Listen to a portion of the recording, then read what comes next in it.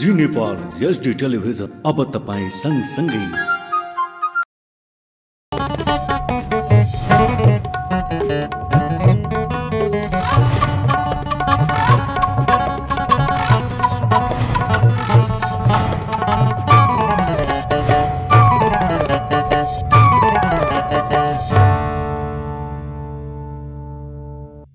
नमस्कार, जी नेपाल न्यूजमा यहाँलाई स्वागत छ। म खेमा जोशी। सुरु गरौं प्रमुख समाचारका शीर्षकहरूबाट। प्रमुख 3 दल बीच प्रधान न्यायाधीश नियुक्ति प्रक्रिया अघि बढाउने सहमति। संक्रमणकालीन न्याय सम्बन्धी विधेयकलाई अगाडि बढाउने विषयमा पनि छलफल। राष्ट्रिय गौरवका आयोजनाहरू छिटो सम्पन्न हुने गरी नीतिगत निर्णय लिन सांसदहरूको माग। सरकार, संसद र संसदीय समितिप्रति जवाबदेही नभएको गुनासो। सरकार संघीय निजामती सेवा ऐन छिटै संसदमा पेश गर्ने तयारीमा रहेको सञ्चार मन्त्री शर्माको भनाई। संघीय निजामती ऐनमा आवश्यक व्यवस्था मिलाउन सांसदहरूलाई आग्रह। सुडानमा सेना र अर्धसैनिक बल बीच भिडन्त जारी। मृत्यु हुनेको संख्या 97 पुग्यो। र नेपाल बुद्धिचाल महासंघको आयोजनामा नेशनल चेस च्याम्पियनसिप मंगलबारबाट सुरु हुने। च्याम्पियनसिपमा दुवै विधामा 10-10 जना खेलाडीको सहभागिता रहने। अब समाचार विस्तारमा। प्रमुख 3 दलका शीर्ष नेताहरूबीच प्रधान न्यायाधीश नियुक्तिका लागि सिफारिस गर्न छिटोभन्दा छिटो संवैधानिक परिषदको बैठक बोलाउने सहमति भएको छ। एमाले अध्यक्ष केपी शर्मा ओली निवास बालकोटमा सोमबार बसेको सभामुख सहित कांग्रेस, एमाले र माओवादीका शीर्ष नेताको बैठकले संवैधानिक परिषदको बैठक बोलाएर प्रधान न्यायाधीश सिफारिस गर्ने सहमति भएको हो। बैठकपछि कांग्रेसका प्रमुख सचेतक रमेश लेखकले संवैधानिक परिषदको बैठक बोलाउने र प्रधान न्यायाधीशको विषयमा निर्णय गरेर अगाडि बढ्ने सहमति भएको जानकारी दिनुभयो। लामो समयदेखि सर्वोच्च अदालत कायमको भरमा रहेको अवस्थामा प्रधानमन्त्रीले प्रधान न्यायाधीशको स्थायी नियुक्तिको प्रक्रिया अघि बढाउनका लागि पहल गर्नुभएको लेखकले बताउनुभयो। उहाँले संसदको विषयगत समितिलाई पूर्णता दिने र संक्रमणकालीन न्यायसँग सम्बन्धित विधेयकलाई अगाडि बढाउने विषयमा पनि छलफल भएको जानकारी दिनुभयो। अब केही महत्त्वपूर्ण सहमति भएको छ हाम्रो रमेश लेखकजीले भन्नुहुन्छ।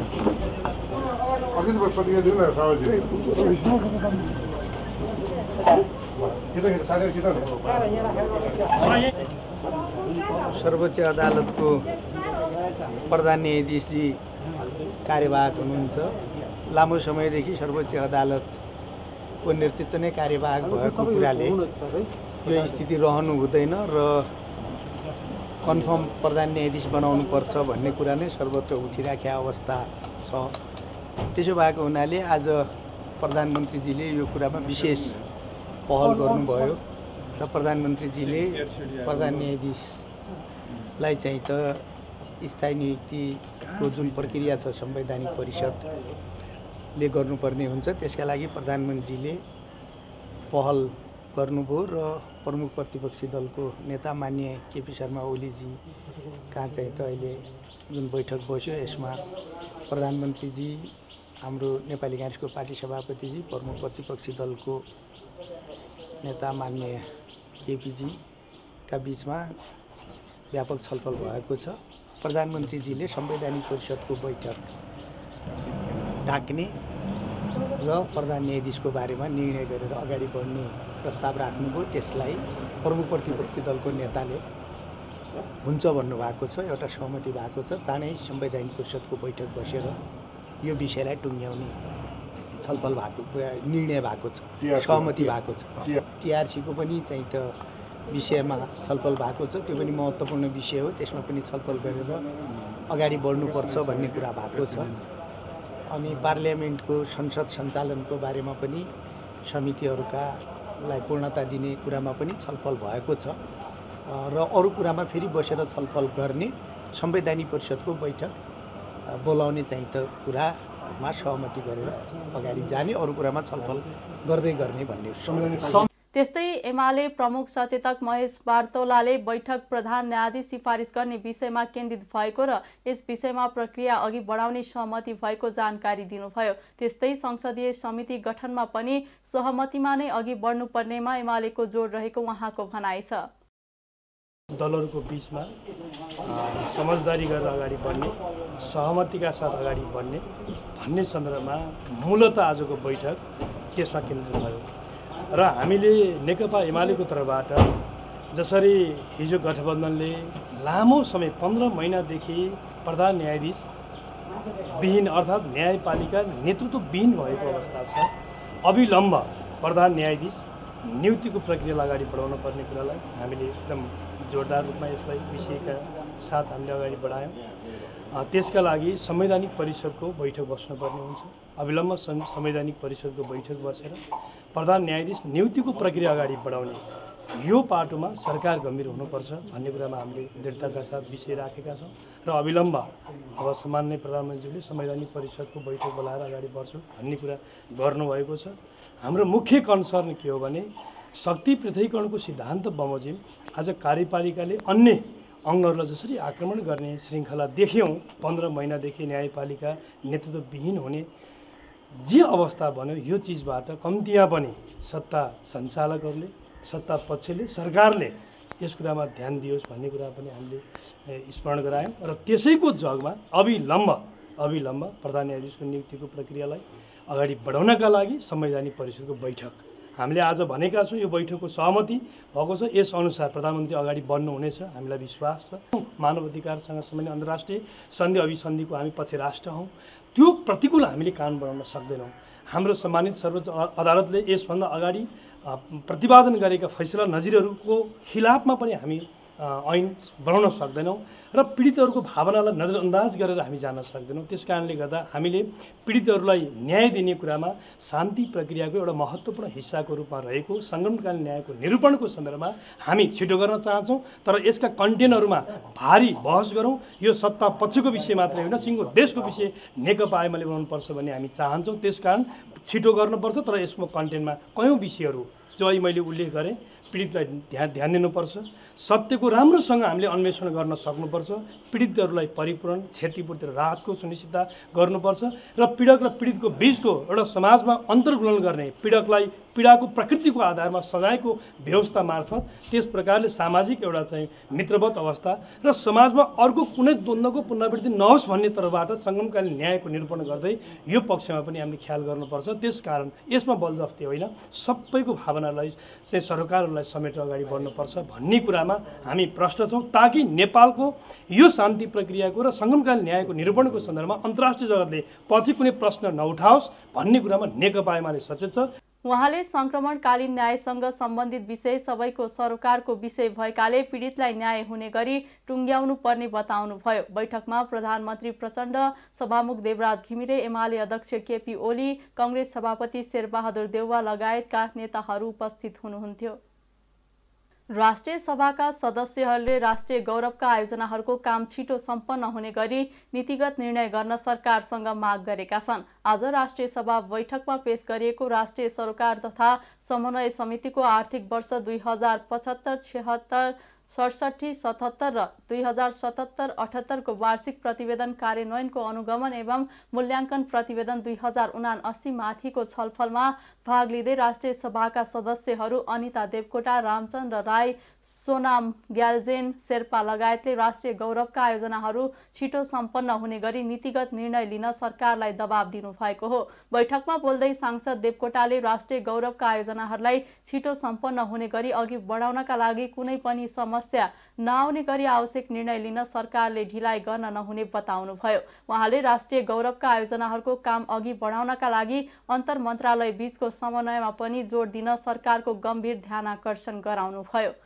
अर्का सांसद रामचन्द्र राईले काठमाडौँ तराई द्रुत मार्ग फास्ट ट्र्याक अन्तर्गतको खोकना र बागमतीको जग्गा अधिग्रहणको विवाद अझैसम्म टुङ्ग्याउन नसकेको भन्दै सरकारप्रति आक्रोश व्यक्त गर्नुभयो। त्यसैगरी उहाँले बुढी गण्डकी जलविद्युत आयोजनाको मोडालिटी तय गर्न ढिलाइ नगर्न पनि सरकारलाई सचेत गराउनुभयो। सरकार संसद र संसदीय समितिप्रति जवाबदेही नभएको गुनासो सांसद सोनाम ग्याल्जेन शेर्पाले गर्नुभयो। उहाँले समितिहरूले दिएको निर्देशन कार्यान्वयन गर्न भन्दा पनि सरकार र सरकारका मन्त्रीहरू झारो टार्ने खालको काममा मात्रै लाग्ने गरेको भन्दै आपत्ति समेत जनाउनुभयो। सांसद शेर्पाले निजगढ अन्तर्राष्ट्रिय विमानस्थल अघि बढाउने विषयमा तत्काल आफ्नो धारणा सार्वजनिक गर्न पनि सरकारलाई दबाब दिनुभयो। उहाँले पोखरा अन्तर्राष्ट्रिय विमानस्थल र भैरवा अन्तर्राष्ट्रिय विमानस्थलको दिगोपनाबारे आवश्यक योजना तत्काल सार्वजनिक गर्न पनि सरकारलाई सुझाव दिनुभयो।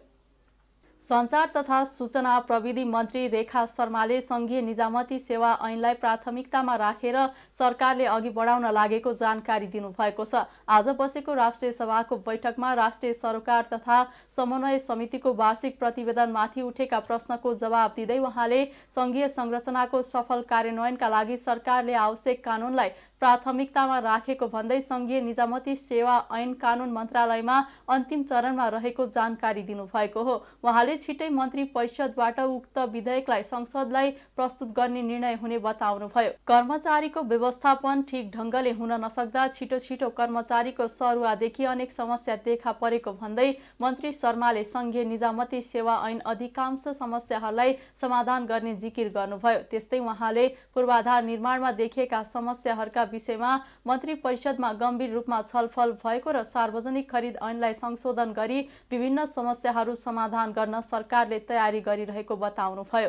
मन्त्री शर्माले पशुपति क्षेत्र विकास कोषलाई पारदर्शी रूपमा सञ्चालन गर्नका लागि कोषको गुरुयोजना निर्माणका लागि निर्देशन दिइसकेको र अहिले कार्ययोजना अनुसार काम भइरहेको जानकारी दिनुभयो। कर्मचारी समायोजनको कुरा र संघीय निजामती सेवा ऐनको कुरा जुन छ, कर्मचारी समायोजनको प्रक्रियामा हामीले वास्तवमा संघीय निजामती विधेयकमा सम्बन्धित यो सरकारवालाहरूसँग छलफल पनि भएको छ र यो संघीय निजामती सेवा ऐनको विषय जुन मान्यज्यूले उठाउनु भएको छ यो चाहिँ सरकारको पनि अत्यन्तै प्राथमिकताको विषय हो र सरकारले अत्यन्तै प्राथमिकता राखेर यो करिब करिब अन्तिम चरणमा पुगेको छ र मान्यज्यूको बिचमा भन्दाखेरिमा अहिले यो कानुन मन्त्रालयमा पुगेको छ। संघीय निजामती हाम्रो यो संघीय मामला मन्त्रालयबाट यो कानुन मन्त्रालयमा पुगेको छ र त्यो कानुन मन्त्रालयमा यो करिब करिब अन्तिम चरणमा छ र यो क्याबिनेटमा आएर यो हामी छिटोभन्दा छिटो यो संघीय निजामती सेवा ऐनलाई संसदमा प्रस्तुत गर्ने हामी तयारीमा छौँ र त्यसै गरेर जुन एउटा कर्मचारीहरूको छिटो छिटो सरुवा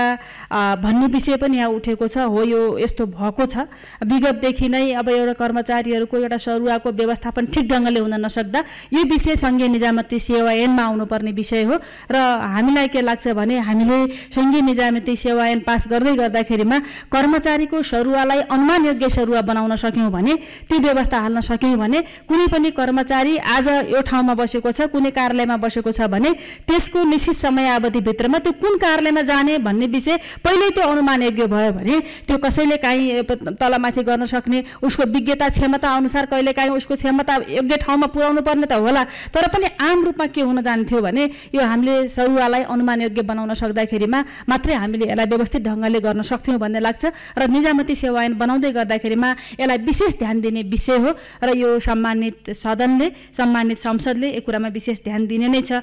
काम सुरुवात हुने, कामको अन्त्य नहुने, एउटै ठेकेदारले धेरै ठेक्का पाउने, त्यसपछि लो बिडिङमा ठेक्का हुने, कामको गुणस्तर कायम नहुने, कुनै पनि पूर्वाधार निर्माण हुने, त्यो छोटै समयमा त्यो भत्किने, त्यो अगाडि बढ्न नसक्ने थुप्रै कुराहरू जुन राख्नु भएको छ। म मान्य सदस्यज्यूहरूलाई आग्रह गर्न चाहन्छु क्याबिनेटमा पनि यो विषयमा गम्भीरतापूर्वक छलफल भएको छ र हामीले हाम्रो सार्वजनिक खरिद ऐनमा जे समस्याहरू छन् सार्वजनिक खरिद ऐनलाई हामीले यसलाई संशोधन गर्नुपर्छ, परिमार्जन गर्नुपर्छ भन्ने सरकारको तर्फबाट छलफल गरिरहेकै छौँ र मलाई पनि के लाग्छ भने सार्वजनिक खरिद ऐनका कारणले पनि कतिपय कारण त अब यसमा हामी कति ध्यान दिन सकेनौँ, निकट विगतदेखिकै सरकारका र आजसम्मका सरकारका पनि सीमा कमजोरी पनि होलान्, तर पनि के हो भने हाम्रो सार्वजनिक खरिद ऐनमा भएका समस्याका कारणले गर्दाखेरिमा पनि कैयन कुराहरू यस्ता खालका भएका छन्। अनि एउटै ठेकेदारलाई कति ठेक्का दिन हुने नहुने, अर्थात् त्यसको बिडिङको गर्ने व्यवस्था के बनाउने हो, साँच्चीकै लो बिडिङ भन्ने अनि त्यसपछि हामी सबभन्दा कमवालालाई दिने र त्यो फेरि काम गुणस्तरको नहुने भन्ने जुन अवस्था छ यो विषयलाई चाहिँ हामीले गम्भीरतापूर्वकै ध्यान दिनुपर्छ भन्ने नै लाग्छ मलाई। यो पशुपति क्षेत्र विकास कोषको विषयमा पनि कुरा उठाउनु भएको छ र पशुपति क्षेत्र विकास कोषको सन्दर्भमा अहिले जुन समितिले दिएको जुन निर्देशन हो पशुपति क्षेत्र विकास कोषलाई पारदर्शी एवं व्यवस्थित ढङ्गले सञ्चालन गर्नका लागि यथाशीघ्र पशुपति क्षेत्र विकास कोषको गुरु योजना तयार गर्न मन्त्रालय र पशुपति क्षेत्र विकास कोषलाई निर्देशन दिएको भन्ने छ र यसमा चाहिँ अहिले पशुपति क्षेत्र विकास कोषको यो विषयमा यसमा आंशिक कार्यान्वयन रहेको अवस्था छ। पशुपति क्षेत्रको गुरु योजना सञ्चालन परिषदको मिति 2079/8 को बैठकबाट स्वीकृत भएको छ। गुरु योजना स्वीकृत गुरु योजना अनुरूप पशुपति क्षेत्रभित्र विभिन्न मन्दिर, धर्मशाला निर्माण, बस पार्क व्यवस्थित गर्ने, शौचालय निर्माण गर्ने, बगैँचा, फुल, पसल आदि व्यवस्थित गर्न मन्त्रालयले निर्देशन दिइसकेको र सोको कार्ययोजना समेत तयार भएको भन्ने रिपोर्ट छ र यसै अनुसार नै हामीले यसलाई अगाडि बढाएका छौँ र यो क्षेत्रमा हामीले विभिन्न ढङ्गले यसलाई पशुपति क्षेत्र विकासलाई पारदर्शी र व्यवस्थित ढङ्गले अगाडि बढाउने गरेर मन्त्रालयले तयारी गरिरहेको कुरा म मान्यज्यूहरूलाई जानकारी गराउन चाहन्छु। त्यस्तै मन्त्री शर्माले समितिले दिएका निर्देशन र सुझावहरूलाई कार्यान्वयन गर्दै लैजाने प्रतिबद्धता व्यक्त गर्नुभयो। त्यसअघि बैठकमा समितिको प्रतिवेदनमाथिको छलफलमा भाग लिँदै राष्ट्रिय सभा सदस्यहरूले समितिहरूले गम्भीर रूपमा छलफल गरेर सरकारलाई निर्देशन र सुझाव दिँदा पनि कार्यान्वयन हुन नसकेको गुनासो गरेका थिए। बैठकले पूर्व सांसद एवं नेपाली कांग्रेसका नेता तेजमान तुम्बा हाम्फेको निधनप्रति शोक प्रस्ताव पारित गरेको छ। राष्ट्रिय सभाको अर्को बैठक वैशाख 5 गते बोलाइएको छ। काठमाडौँ महानगरपालिकाभित्र पूर्वाधार निर्माणका लागि 7 बुँदे निर्देशनात्मक नियम बनाइएको छ। पूर्वाधार निर्माण र मर्मत कार्य सञ्चालन गर्दा अपनाउनु पर्ने विषयमा महानगरपालिकाले 7 बुँदे नियम लागू गरेको हो। सडक किनारमा निर्माण गरिने कुनै पनि भवनबाट सडकमा धुलो, निर्माण सामग्रीका टुक्रा आदि थुपार्न नपाइने महानगरले जारी गरेको सूचनामा उल्लेख छ। सार्वजनिक निकायले महानगर क्षेत्रभित्र सञ्चालन गर्ने पूर्वाधार निर्माण मर्मत कार्य सकेसम्म रातिको 8 बजेपछि मात्र गर्न र गराउन प्रबन्ध मिलाउन आग्रह गरेको छ। निर्माण स्थलमा घेरावर नलगाई वा सङ्केत क्षेत्र निर्धारण नगरी राखिएका कुनै पनि निर्माण सामग्री वा उपकरण महानगरपालिकाले जुनसुकै समय जफत गर्न सक्ने सूचनामा उल्लेख छ। नियमको उल्लङ्घन गर्नेमाथि 5,000 देखि 50,000 सम्म जरिवाना हुने महानगरको चेतावनी छ। विभिन्न माग राख्दै काठमाडौँ केन्द्रित आन्दोलन गरिरहेका मिटर ब्याजी पीडित र प्रहरी बीच काठमाडौँमा झडप भएको छ। काठमाडौँमा बृहत मार्च पास गर्नका लागि शान्ति बाटिकाबाट निस्कने क्रममा प्रहरले रोक्दा दुई पक्षबीच झडप भएको हो। मिटर ब्याजी पीडितलाई प्रहरले गेटबाट बाहिर निस्कन नदिएपछि उनीहरूले प्रहरीमाथि ढुङ्गा मुढा गरेका थिए। सो क्रममा भएको झडपमा दर्जन बढी मिटर ब्याजी पीडित घाइते भएका छन्। मिटर ब्याज पीडितको आन्दोलनलाई रोक्न प्रहरले पानीको फोहरा प्रहार गरेको थियो। सरकारसँगको वार्ता भङ्ग भएपछि मिटर ब्याजी पीडितले काठमाडौँमा बृहत मार्च पास गर्न खोजेका थिए। मिटर ब्याज तथा ठगी विरुद्ध किसान मजदुर सङ्घर्ष समितिले नेपाल सरकार समक्ष विभिन्न 6 बुँदे माग राख्दै आएको छ। चक्रवृत्ति तथा मिटर ब्याजीलाई कारबाही गर्नुपर्ने, जाली तमसुक तथा पीडितको जमिन फिर्ता गर्नुपर्ने लगायतमा माग राख्दै पीडितहरूले आन्दोलन गरिरहेका छन्। चिकित्सा शिक्षा विज्ञानको योग्यता क्रम विपरीतको भर्ना प्रक्रिया विरुद्ध चिकित्सकहरूले काठमाडौँमा प्रदर्शन गरेका छन्। चिकित्सा शिक्षा आयोगले सर्वोच्चको आदेश अवज्ञा गरेको र सम्पूर्ण चिकित्सा शिक्षा विज्ञानको योग्यता क्रम विपरीतको भर्ना प्रक्रिया सुरु गरेको भन्दै उनीहरूले सोमबार माइती घरमा विरोध प्रदर्शन गरेका हुन्। बढी अङ्क ल्याएका विद्यार्थीहरूलाई छात्रवृत्ति नदिने तथा योग्यता र प्राथमिकताको आधारमा आफूले चाहेको विषय र अध्ययन संस्थामा अध्ययन गर्नबाट वञ्चित हुने अवस्थामा पुर्याएको उनीहरूको गुनासो छ। प्रदर्शनमा सहभागीहरूले न्यायपालिका भन्दा ठूलो कार्यपालिका कसरी भयो, मेरिट मिच्न पाइँदैन, अस्पतालमा डाक्टर खै लगायतका प्लेकार्ड देखाएका थिए।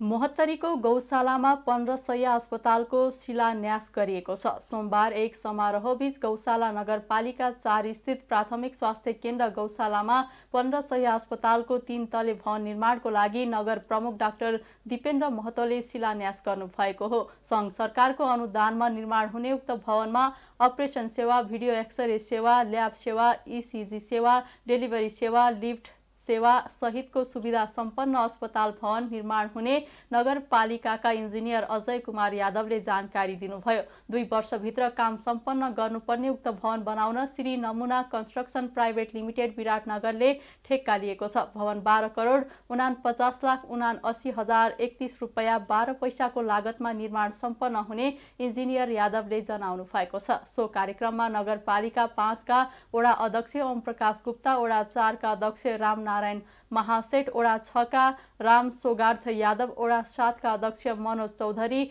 वडा 9 का अध्यक्ष बद्री सिंह दनुवार, वडा 10 का अध्यक्ष मुकेश महतो र वडा 12 का अध्यक्ष कुशेश्वर सिंह कुशवाहा, वडा सदस्यहरू प्राथमिक स्वास्थ्य केन्द्रका व्यवस्थापन समिति जनता मावि भरतपुरका अध्यक्ष योग नारायण महतो, स्वास्थ्य कर्मी IKKAF का प्रदेशका सचिव सञ्जीव चौधरी, शिक्षक, राजनीतिकर्मी, बुद्धिजीवी, पत्रकार लगायत सर्वसाधारणहरूको उपस्थिति रहेको थियो।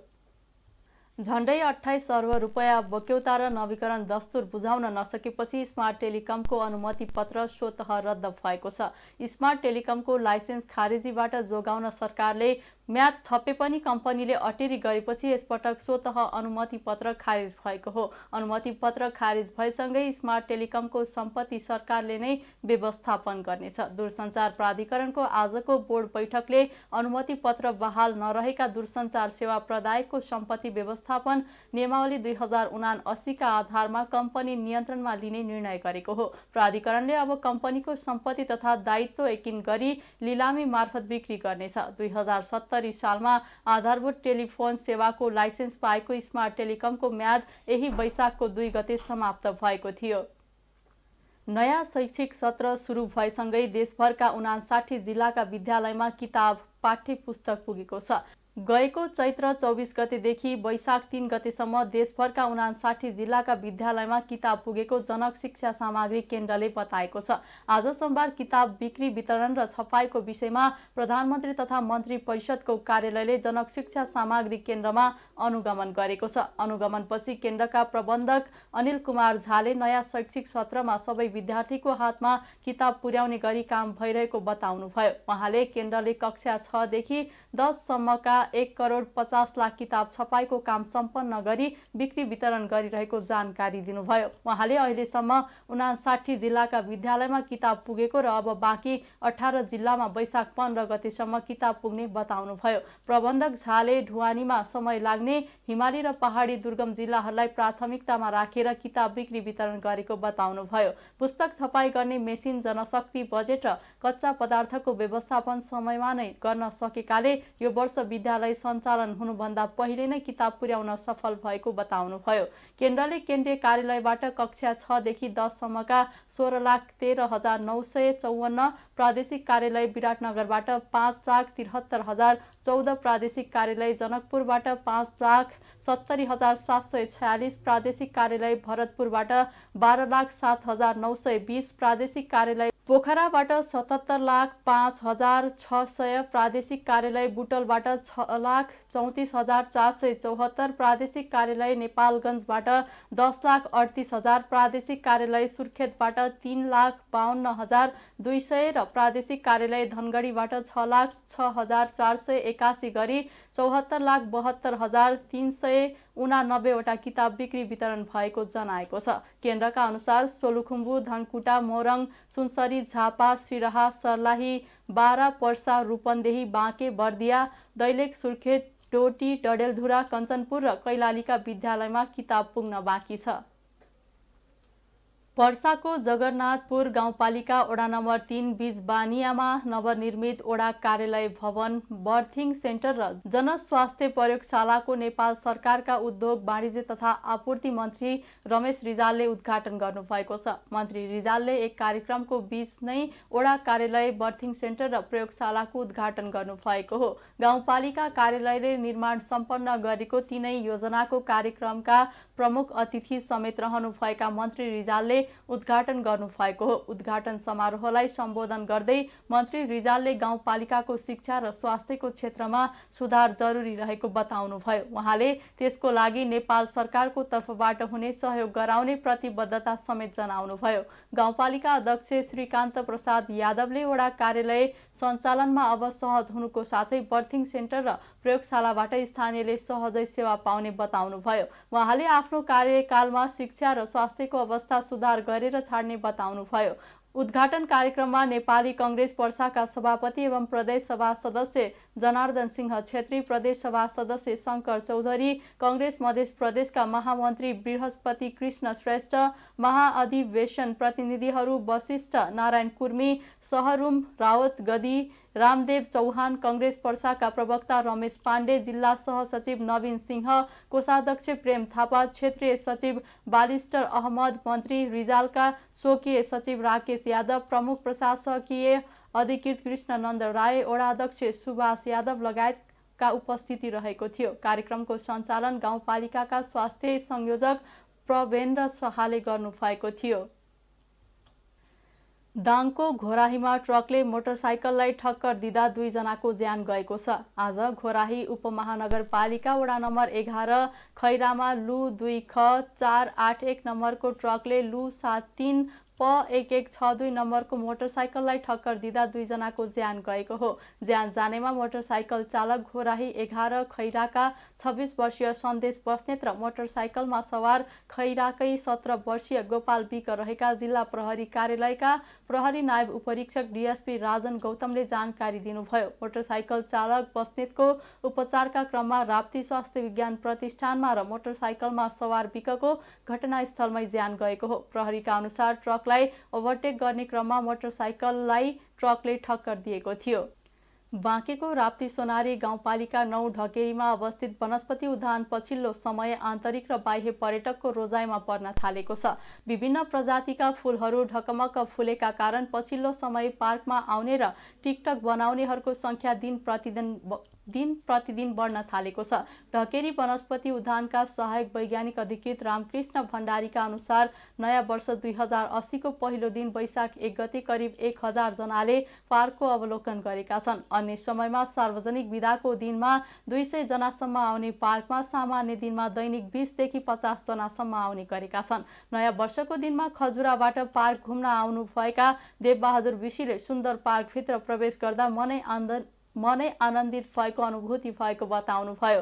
पार्कभित्र विभिन्न थरीका फूलहरूले यति बेला चारैतिर रङ्गिएको छ। पार्कभित्र विभिन्न प्रजातिका फूलसहित करिब 400 प्रजातिका अन्य वनस्पति रहेका छन्। पार्कभित्र चेरी, डालिया, पिटुनिया लगायतका बहुवर्षीय र मौसमी फूलहरू छन्। पार्कमा अध्ययनका लागि काठमाडौँ, पोखरा लगायतका विद्यार्थी आउने गरेका छन्। ढकेरी पार्कले वनस्पतिहरूको सङ्कलन, पहिचान र संरक्षणको क्षेत्रमा काम गर्दै आएको छ। ढकेरी पार्क अवलोकनका लागि भारतीय पर्यटक समेत आउने गरेका छन्। नेपालगञ्ज उपमहानगरपालिका भित्र जन्म दर्ताको अवस्थाबारे अनुगमन गर्न थालिएको छ। जन्म दर्ता सम्बन्धी अभिमुखीकरण पछि ओडामा जन्म दर्ताको अवस्थाबारे अनुगमन गर्न थालिएको हो।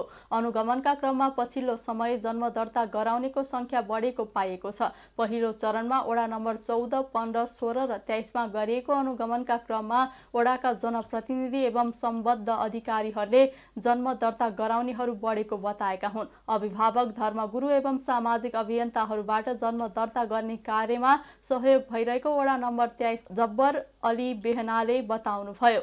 ओडा नम्बर 14 का ओडा अध्यक्ष मजहर अली साईले बच्चा जन्मेको 35 दिनभित्र जन्म दर्ता गराउनु पर्दछ भन्ने चेतना अभिभावकहरूमा विकास भएको बताउनुभयो। जन्म दर्ताबारे समाजमा सचेतना बढेका कारण जन्म दर्ता गराउनेहरू बढ्न थालेको ओडा नम्बर 15 का सहायक 5औं शोभाकर भण्डारीले बताउनुभयो। 23 वटै ओडामा जन्म दर्ता गर्ने प्रवृत्तिमा सुधार भए नभएको अवस्थाबारे 3 चरणमा अनुगमन गरिने महिला विकास अधिकृत पवित्रा पुरीले बताउनुभयो। पुरीले अनुगमनका क्रममा जन्म दर्ता गर्नेहरू बढेको पाएको बताउनुभयो। नेपालगञ्ज उपमहानगरपालिकाले सबै ओडालाई जन्म दर्ता सम्बन्धी अभिमुखीकरण गरिसकेपछि त्यस यता भएको सुधारबारे अनुगमन थालिएको पञ्जीकरण शाखाकी तुलसा पन्थी आचार्यले बताउनुभयो। नेपालगञ्जलाई स्वादका सहरका रूपमा व्यवस्थित र ब्रान्डिङ गर्ने उद्देश्यले त्रिभुवन चोकमा फुड लेन बनाइने भएको छ। चाट, पानीपुरी, रबडी लगायतका रैथाने स्वादको केन्द्रका रूपमा रहेको त्रिभुवन चोकलाई व्यवस्थित स्ट्रिट फुड लेनका रूपमा विकास र विस्तार गर्न खोजिएको हो। नाटा बाँके च्याप्टरले नेपालगञ्ज उपमहानगरपालिकासँगको समन्वयमा शनिबार त्यसका लागि बैठकको आयोजना गर्यो। फुड लेन व्यवस्थापनका लागि यसअघि गठन गरिएको नेपालगञ्ज फुड लेन व्यवस्थापन समितिका संयोजक श्रीराम सिगदेलको संयोजकत्वमा भएको बैठकले रैथाने स्वादहरूको बजार प्रवर्धनका लागि त्रिभुवन चोकलाई केन्द्र पारेर फुडलेन राखिने निर्णय भएको छ। बैठकमा नगर प्रमुख प्रशान्त विष्टले त्यसका लागि आवश्यक व्यवस्थापन फुडलेन समितिसँगको समन्वयमा गरिने जानकारी दिँदै स्वादका पारखीहरूका लागि यसले एउटा राम्रो बजार बन्ने बताउनुभयो। रैथाने स्वादलाई व्यवसायीकरण गर्दै परम्परागत रूपमा स्वाद पस्किँदै आएकाहरूलाई अवसरको ढोका खुल्ने सम्भावनाको खोजीका लागि फुडलेनको अवधारणा अघि सारिएको संयोजक सिगदेलको भनाइ छ। सिगदेल संयोजक रहेको समितिमा नन्दलाल वैश्य सहसंयोजक र विभिन्न सरोकारवालाहरूलाई समेटेर तयारी तथा व्यवस्थापन समिति बनाएको छ। बैठकमा सहभागी क्लिन तथा ग्रिन नेपालगञ्जका संयोजक डाक्टर विनोद कर्ण, नेपालगञ्ज उद्योग वाणिज्य संघका पूर्व अध्यक्ष समेत रहनुभएका विकासका लागि नागरिक सरोकार समितिका संयोजक कृष्ण प्रसाद श्रेष्ठ, हस्पिटालिटी विज्ञ भरत विष्ट, रामजी पाठक, हरित अभियन्ता हेमन्त राज काफले, युवा उद्यमी निरञ्जन राज भण्डारी, बिन्दु चर्ती मगर लगायतले नेपालगञ्जका दर्जनौं मौलिक स्वादलाई व्यवसायीकरण गर्दै एकै थलोमा पस्किने अवधारणाले नेपालगञ्जको आन्तरिक बजार चलायमान हुनुका साथै पर्यटकहरूका लागि पनि एउटा आकर्षण थपिने औल्याए। त्यसका लागि स्थानीय प्रशासनले रात्रिकालीन बजारको सुरक्षा सुनिश्चितता गर्नुपर्ने उनीहरूको माग थियो। 7औं चितवन अन्तर्राष्ट्रिय औद्योगिक प्रदर्शनी वैशाख 22 गतेदेखि चितवनको भरतपुरमा आयोजना हुने भएको छ। चितवन उद्योग संघको आयोजना र नेपाल उद्योग परिसंघको प्रवर्धन सहयोगमा हुने प्रदर्शनी 3 दिनसम्म चितवन प्रदर्शनी केन्द्र भरतपुरमा आयोजना हुन लागेको हो। चितवन उद्योग संघ र नेपाल उद्योग परिसंघले सोमबार काठमाडौँमा पत्रकार सम्मेलन गर्दै उद्यमशीलता विकास र औद्योगिक उत्पादकत्व अभिवृद्धि गर्न औद्योगिक प्रदर्शनी आयोजना गर्न लागेको जनाएको हो। प्रदर्शनीमा राष्ट्रिय र राष्ट्रिय गरी 200 बढी प्रविधि सहितको प्रदर्शनीका स्टल रहने चितवन उद्योग संघका अध्यक्ष त्रिलोचन कणेलले जानकारी दिनुभयो। नेपाली उत्पादनको बजारीकरण र प्रविधि हस्तान्तरणका लागि प्रदर्शनी उपयुक्त हुने उहाँले बताउनुभयो। अन्तर्राष्ट्रिय औद्योगिक प्रदर्शनीको 7औं संस्करण चितवन अन्तर्राष्ट्रिय औद्योगिक प्रदर्शनी यस वर्षको वैशाख 22, 23 र 24 गतेमा देशकै मध्यभागमा अवस्थित आधुनिक सुविधा सम्पन्न चितवन प्रदर्शनी केन्द्र चितवन एक्सपो सेन्टर भरतपुर चितवनमा आयोजना हुन गइरहेको छ। निर्माण, कृषि, automobile, furniture, engineering, metal, pharmaceutical, textile, printing, packaging, plastic, पर्यटन, फुड एन्ड बेभरेज तथा अन्य सेवामूलक उद्योगहरूको उत्पादन र सेवाको प्रदर्शनी हुनेछन्। यी उद्योगहरूलाई उपयोगी हुने आधुनिक मेसिन, यन्त्र, उपकरण र प्रविधि प्रदर्शनसहित राष्ट्रिय तथा अन्तर्राष्ट्रिय गरी 200 भन्दा बढी स्टलहरू रहनेछन्।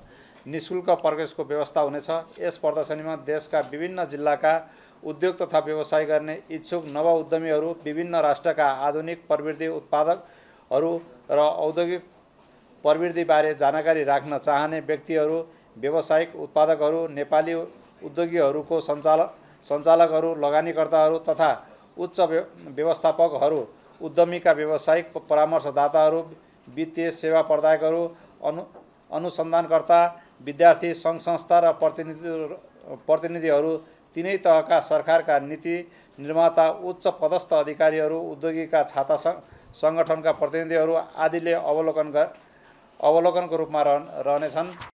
त्यस्तै नेपाल उद्योग परिसंघका अध्यक्ष विष्णु कुमार अग्रवालले मुलुकमा देखिएको आर्थिक समस्याका कारण उद्योग क्षेत्रमा समेत समस्या परिरहेको अवस्थामा औद्योगिक प्रदर्शनी हुनु सकारात्मक भएको बताउनुभयो। यसले सम्पूर्ण उद्योगीहरूको मनोबल बढाउन मद्दत पुग्ने उहाँको विश्वास छ। यस्तो कठिन परिस्थितिमा पनि उहाँहरूले यो प्रदर्शनीको आयोजना गरिराख्नु भएका छन्, किनकि यस्तो कठिन परिस्थितिमा जब मनोबल डाउन हुन्छ त्यो बेलामा पोजिटिभ सन्देश दिनुपर्ने पनि एकदम ही आवश्यक छ। अरू मैले यो लिएको छु कि यो प्रदर्शनीले सबैमा एउटा पोजिटिभ सन्देश पनि दिन्छ र सबैलाई अलिकति ऊर्जाको पनि प्रत्याभूति गराउँछ। मलाई यो एक्जिबिसनले लाउँछ। हालांकि यस्तो स्थितिमा यस्तो एक्जिबिसनको आयोजना गर्न पनि कठिन हुन्छ, किनकि सबैले पार्टिसिपेट गर्न खोज्दैन, बाहिरबाट पनि मान्छेहरूले आउन खोज्दैन। त्यस्तो परिस्थितिमा पनि म चितवन उद्योग संघले जुन एउटा कठिन पीडा उठाउनु भएका छन् त्यसको लागि म धन्यवाद दिन चाहन्छु। औद्योगिक प्याकेजिङ, पूर्वाधार, अटोमोबाइल्स, कृषि जस्ता क्षेत्रका प्रविधि प्रदर्शनीमा बढी प्राथमिकतामा रहेको आयोजकले बताएका छन्। अब अर्थ समाचार। हिजो आइतबार सामान्य घटेको शेयर बजार आज सोमबार उच्च अङ्कले घटेर राताम्य भएको छ। शेयर बजार परिसूचक नेप्से आज 23.63 अङ्कले घटेर 1908.05 बिन्दुमा झरेको छ। आज सबै समूहको शेयर घटेर बजार राताम्य भएको छ। बजारसँगै कारोबार रकममा पनि कमी आएको छ। आज 267 वटा कम्पनीका 31,44,000 किता शेयर 92 करोड 78 हजार रुपैयाँमा कारोबार भएका छन्। सबैभन्दा धेरै अरुण भ्याली हाइड्रो 7 करोड रुपैयाँको शेयर किनबेच भयो। आज सबैभन्दा धेरै उन्नति लघुवित्त, उपकार लघुवित्त र कालिका लघुवित्त कम्पनीको शेयर 4% भन्दा धेरैले घटेको छ। समग्रमा बजार राताम्य भए पनि आज आदर्श लघुवित्त, कालिन्चोक दर्शन लिमिटेड र मोलुङ हाइड्रो पावर कम्पनीको शेयर 10% ले बढेको छ।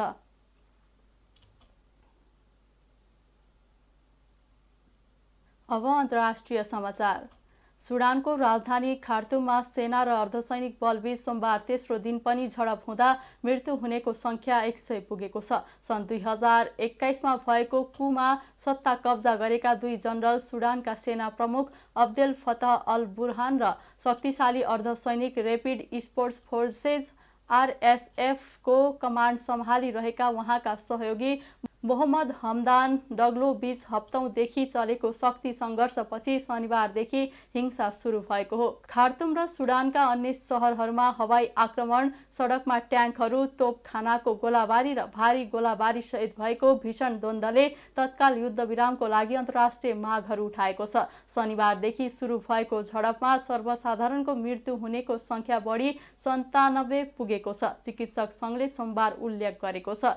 यो आँकडामा सबै हताहती समावेश गरिएको छैन, किनभने लडाईका कारण आवत जावतमा कठिनाई भएका कारण धेरैजना अस्पताल पुग्न सकेका छैनन्। सुडानका चिकित्सकहरूको केन्द्रीय समिति, एक अलग लोकतन्त्र समर्थक संगठनले शनिबारदेखि सुरक्षा बलहरूमा दर्जनौको मृत्यु भएको र नागरिक र सेना सहित लगभग 942 जना घाइते भएको जनाएको छ। विश्व स्वास्थ्य संगठन WHO ले खार्तुमका 9 वटा अस्पताल मध्ये केहीमा रगत, रक्त सञ्चार उपकरण र अन्य अत्यावश्यक सामग्रीको अभाव भएको भन्दै चेतावनी दिएको छ। यस हिंसाले सुडानी नागरिकहरूलाई आफ्नो घरमा आश्रय लिन बाध्य बनाएको छ, साथै लामो द्वन्द्वको डरले देशलाई गहिरो अराजकतामा धकेल्न सक्छ। नागरिक शासनमा फर्कने आशामा तुषारपात भएको छ। अब खेल समाचार। नेपाल बुद्धिचाल महासंघको आयोजनामा नेशनल चेस च्याम्पियनसिप मंगलबारबाट सुरु हुने भएको छ। महासंघले पत्रकार सम्मेलन गर्दै च्याम्पियनसिप वैशाख 5 देखि सुरु भएर 10 गतेसम्म सञ्चालन हुने जनाएको छ।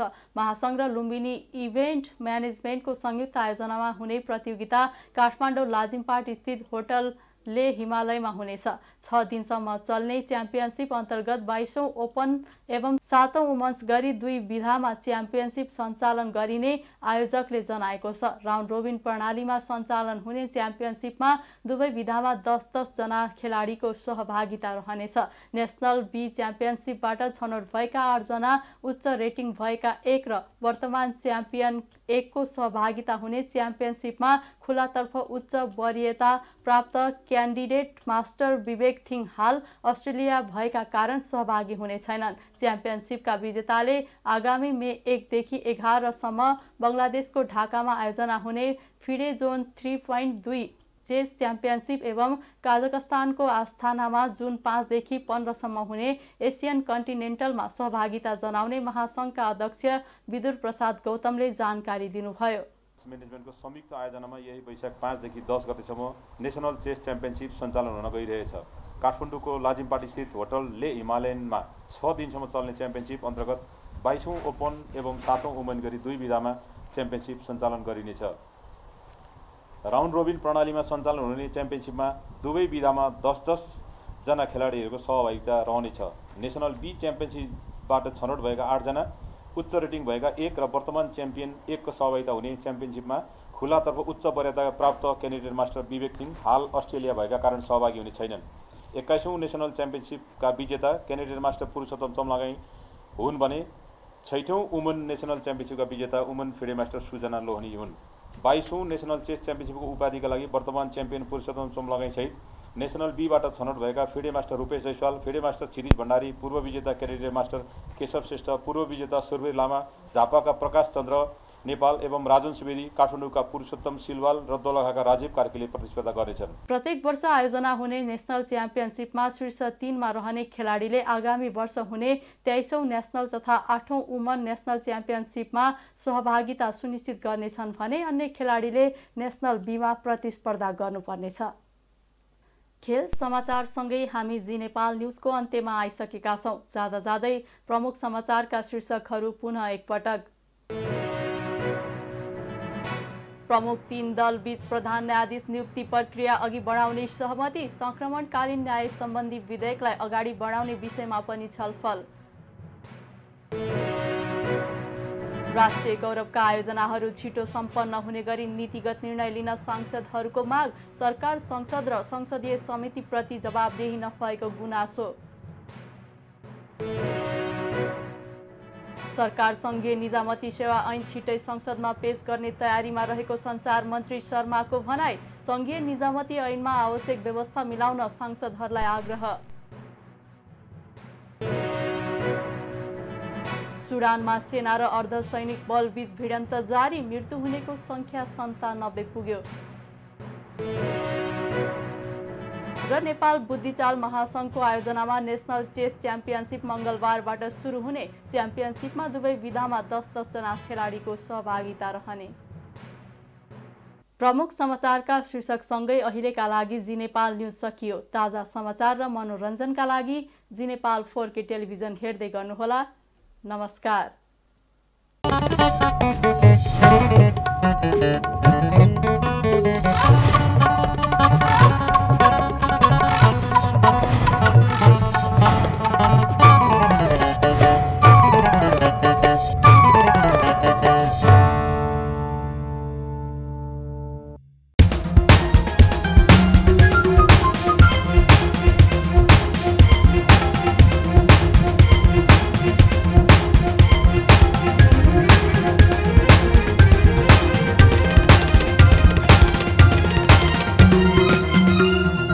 जी नेपाल HD टेलिभिजन अब तपाईं सँगसँगै